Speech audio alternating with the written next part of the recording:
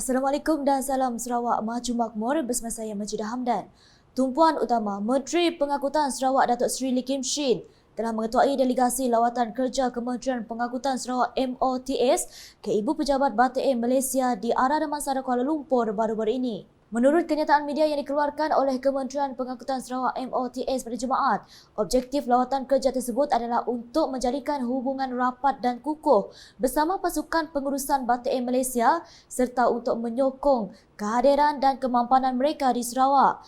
Kenyataan sama memberitahu Ketua Pegawai Eksekutif Batik Air Malaysia, Kapten Mus Hafiz Mustafa telah memberi taklimat mengenai perancangan strategik mereka dan ketersambungan syarikat penerbangan itu di Sarawak, termasuk laluan baharu mereka di antara Kuala Lumpur Sibu yang dirancang bermula pada 8 Februari 2024. Jelasnya penerbangan Kuala Lumpur Sibu akan beroperasi 2 kali sehari dengan penerbangan pertama berlepas dari Sibu pada jam 10.25 pagi dan penerbangan kedua pada jam 9.40 malam. Dalam pada itu, Datuk Seri Lee juga meminta Batik Air melaksanakan laluan Kuala Lumpur Miri Kuala Lumpur di atas peningkatan aktiviti perniagaan minyak dan gas di Miri berikutan pemindahan Ibu Pejabat Syarikat Shell ke situ di samping pemulaan aktiviti pengurudian di Miri oleh kontraktor Petros. Dalam perkembangan lain, delegasi MOTS juga telah mengadakan kunjungan hormat ke atas Ketua Pengarah Jabatan Pengangkutan Jalan JPJ Malaysia, Datuk Rospia Gustaha yang baru dilantik pada Julai 2023. Antara perkara yang dibincangkan termasuk advokasi keselamatan jalan raya, penguatkuasaan, penyampaian perkhidmatan, pendigitalan dan inisiatif yang diambil oleh Kerajaan Persekutuan dan Sarawak dalam membangunkan industri pengangkutan darat dan logistik di Sarawak. Di samping itu, Datuk Seri Lee turut menyuarakan isu yang dibangkitkan oleh Persatuan Bas Sarawak termasuk isu pengeluaran lesen memandu kelas E, kelulusan pihak berkuasa, perkhidmatan pusat pemeriksaan kenderaan berkomputer Puspakom serta isu mengenai pelajar tanpa lesen memandu motosikal yang sah. Berita seterusnya, generasi muda kaum Melanau disarankan agar sentiasa mengekalkan identitinya yang tersendiri. Timbalan Menteri Kesihatan Datuk Lukan Isman Awang Sawni berkata, hal ini bagi mengelakkan adat dan budaya kaum tersebut hilang di telan arus permodenan. Yang paling penting sekali apabila kita dah berjaya, jangan sekali-kali untuk kita bersikap sombong. Jangan sekali-kali kita melupakan adat dan juga percakapan kita.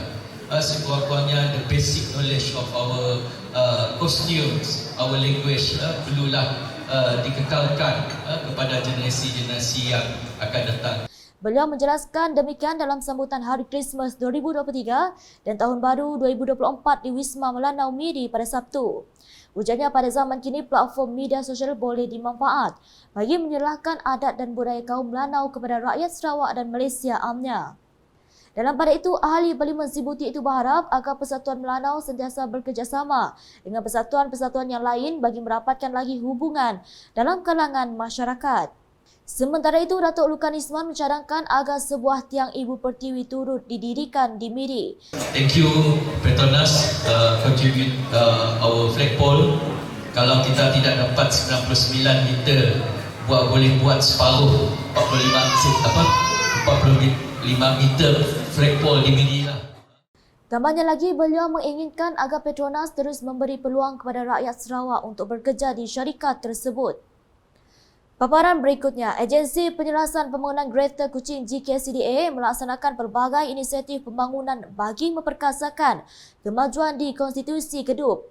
Timbalan Menteri Industri Makanan Komoditi dan Pembangunan Wilayah Sarawak, Datuk Martin Ben memberitahu GKCDA antara lain telah meluluskan projek pembinaan jalan sepanjang 2.7 km ke Kampung Terbat Mawang dengan peruntukan sebanyak 2.4 juta ringgit.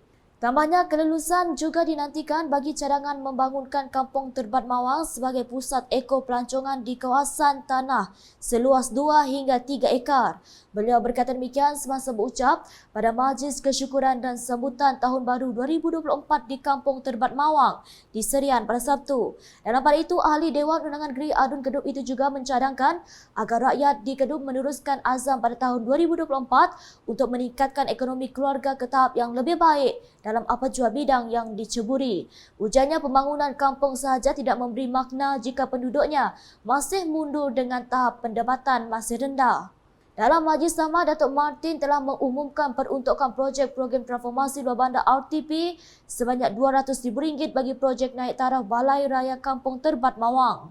Beliau turut menyerahkan cek geran projek kecil luar bandar MRP sebanyak RM10,000 kepada pengurusi Jawatankuasa Kemajuan dan Keselamatan Kampung JKKK Kampung Terbat Mawang dan sebanyak RM5,000 kepada Persatuan Beliak Kampung tersebut. Manakala Timbalan Menteri Ekonomi merangkap Ahli Parlimen Muka Datuk Hanifah Hajataib telah menghulurkan bantuan kepada mangsa kebakaran di Kampung Sesok Lama Muka. Sumbangan berupa wang tunai sebanyak RM5,000 diserahkan oleh Pegawai Pusat Khidmat Muka mewakili beliau kepada Tambi Bilu sekeluarga yang terjejas akibat kebakaran pada 30 Disember lepas. Dalam pada itu, Datuk Hanifah berharap agar sumbangan tersebut dapat meringankan beban semua ahli keluarga yang terlibat dalam membaik pulih rumah yang terkesan akibat kebakaran tersebut. Sekian edisi malam bersama saya Majidah Hamdan. Berita berlanjut boleh didapati di semua platform media sosial UKAS termasuk portal ukas.sarawak.gov.my dan UKAS channel di YouTube. Sebelum mengakhiri berita UKAS edisi malam ini, saksikan paparan video mengenai visi Premier 2030 Bandar Pintar Sarawak. #Saluran Informasi Rakyat Salam UKAS. Visi Premier 2030 Bandaraya Pintar Sarawak.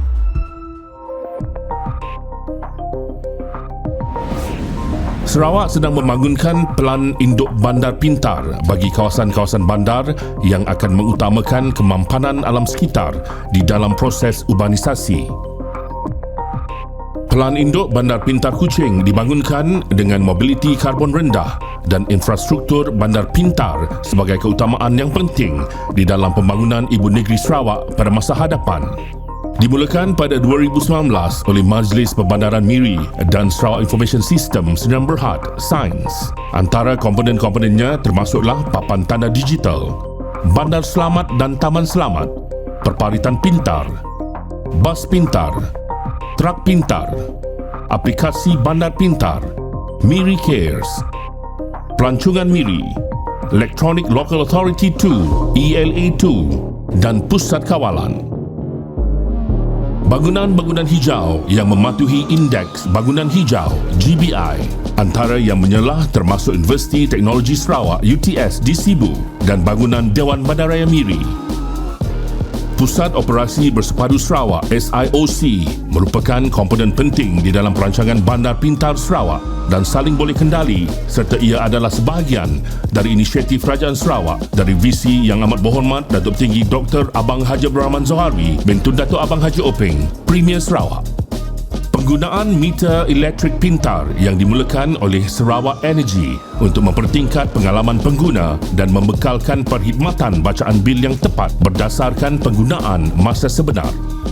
Pusat Kawalan Bersepadu adalah yang terkini di pusat lokasi untuk memberi arahan, koordinasi dan membuat keputusan di dalam menyokong respon insiden.